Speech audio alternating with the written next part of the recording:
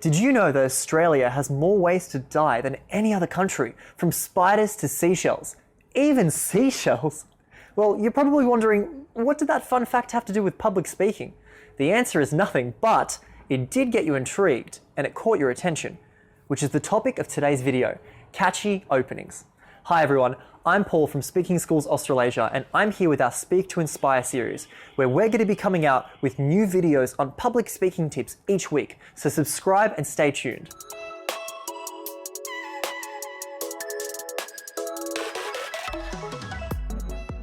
For those of you on Instagram, you might not know that the average time a follower views a video is 3 seconds, which means that if your video doesn't capture your followers' attention in the first 3 seconds, they're gone.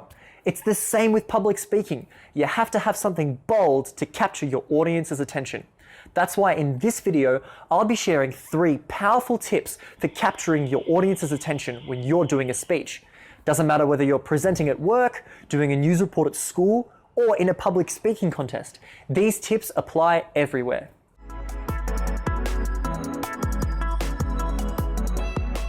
We all love to listen to a story, especially if it's a personal one.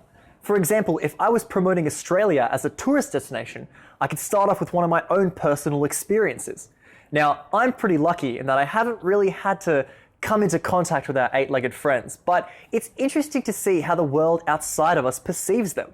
I was in London going to Paris, and my Hungarian cab driver, upon learning that I was Australian, said to me, "Gosh, I would never come to Australia. I'm way too afraid of being bitten by a redback." And I thought to myself, mate, you can't be serious.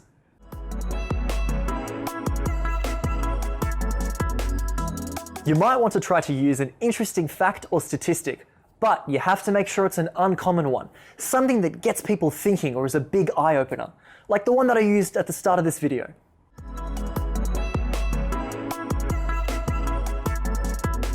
Another technique that you might like to use is asking a question, sort of to try and paint a story or a mental picture. It could even be rhetorical.